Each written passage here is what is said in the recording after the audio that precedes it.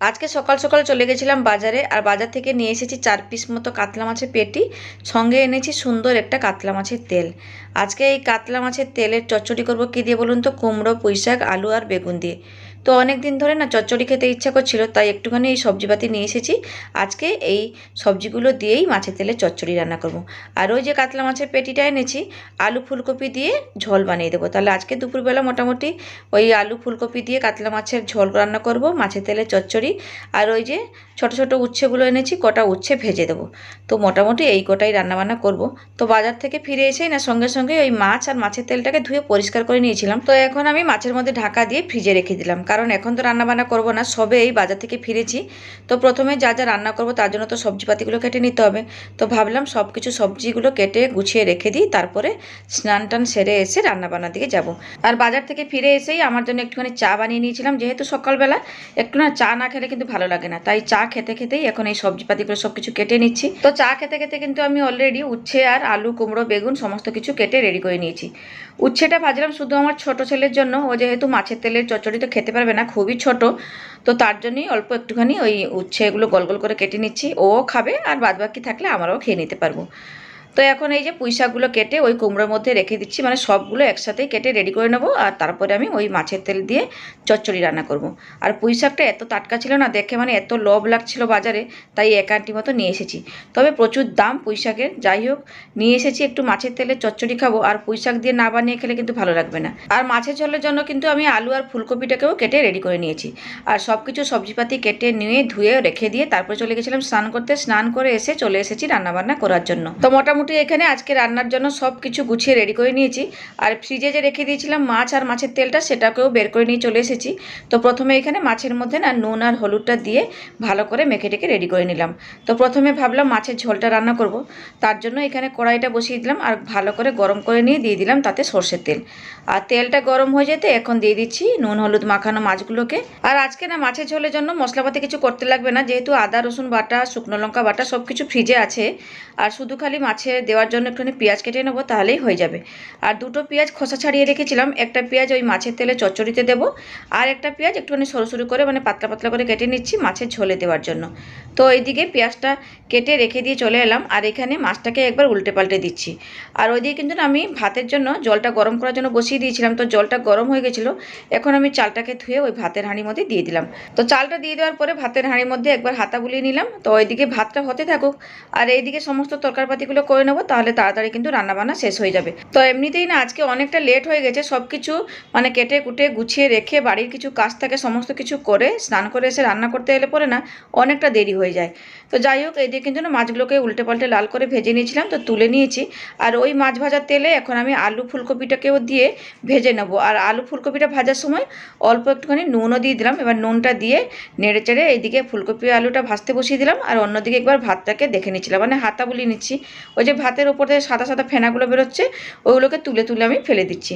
তো মোটামুটি এদিকে কিন্তু আমি আলু আর ফুলকপিটাকে পুরো লাল লাল করে ভেজে নিয়েছি, এখন আমি তুলে রেখে দেবো। আর আমি এদিকে রান্নাবান্না করছি, আর আমার ছোটো ছেলে ওইদিকে কিন্তু আমার পাশে দাঁড়িয়ে আমার সাথে কথা বলেই যাচ্ছে, বলছে মা রান্নাবান্না হয়েছে, ওর খিদা পেয়ে গেছে।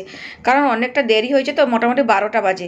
12টার সময় এসছি রান্নাবান্না করতে, সকালবেলা গেছিলাম বাজার করতে, এসে কত কিছু কাজ করলাম, তারপরে তো এসেছি রান্নাবান্না করতে। আর বাচ্চা তো ওর খিদাও পেয়ে গেছে, তাই তাড়াহুড়ো করে রান্নাবান্নাগুলো করে নিচ্ছি। তো আলু ফুলকপি ভাজাটা তুলে রেখে দিয়ে না ওই তেলের মধ্যে আর একটুখানি সর্ষের তেল দিলাম। তো ভালো করে গরম করে নিয়ে তারপরে জিরে ফোড়ন দিয়ে দিয়েছিলাম। আর জিরে ফোড়নটা মানে জিরেটাকে একটু হালকা ভেজে নেওয়ার পরে দিয়ে দিলাম পেঁয়াজ কুচি। আর পেঁয়াজটাকে হালকা লাল করে ভেজে নেওয়ার পরে আদা রসুন বাটা, আর এখন দিয়ে দিচ্ছি শুকনো লঙ্কা বাটা। তো লঙ্কা বাটাটা দিয়ে দেওয়ার পরে না মশলাটাকে মানে কিছুক্ষণের জন্য ভালো করে কষিয়ে নিয়েছিলাম। তো দেখুন এখন ওই ওপরে তেলটা ছেড়ে দিয়েছে। তো এরপরে আমি পরিমাণ মতো হলুদের গুঁড়ো আর দিয়ে দেবো কাশ্মীরি লাল লঙ্কার গুঁড়ো, একটুখানি জাস্ট কালার আসার জন্য অল্প একটুখানি দিলাম কাশ্মীরি লঙ্কার গুঁড়ো, আর দেবো জিরে গুঁড়ো, ধনের গুঁড়ো। তো এই গুঁড়ো মশলাগুলো দিয়ে দেওয়ার পরে অল্প একটুখানি চিনিও দিয়ে দেবো মশলার মধ্যে। তো এরপরে না এই মশলাটাকে কিছুক্ষণের জন্য ভালো করে কষিয়ে নেবো। আর অল্প অল্প জল দিয়ে কিন্তু আমি মশলাটাকে কষিয়ে নিয়েছিলাম। দেখুন ওপরে তেলটাও ছেড়ে দিয়েছে, মানে সাইড থেকে তেলটা ছেড়ে এসেছে।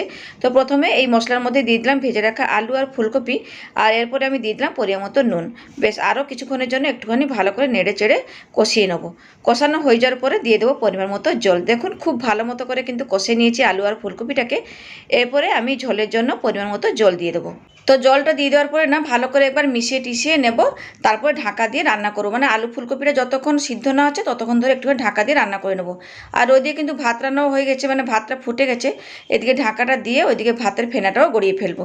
তো প্রায় 5 মিনিট মতো রান্না করে নেওয়ার পরে এখন ঢাকাটা খুলে নিয়েছি, আর আলু আর ফুলকপিটা না খুব ভালো মতো কিন্তু সিদ্ধ হয়ে গেছে। তো এরপরে আমি ওই ভেজে রাখা মাছগুলোকে দিয়ে দেবো। আর মাছগুলোকে দিয়ে দেওয়ার পরে একবার নেড়ে চেড়ে ভালো করে মিশিয়ে নেবো, মোটামুটি 2-4 মিনিট ভালো করে ফুটিয়ে নেবো। আর মাছের ঝোলটাকে নামানোর আগে দিয়ে দেবো ধনেপাতা কুচি।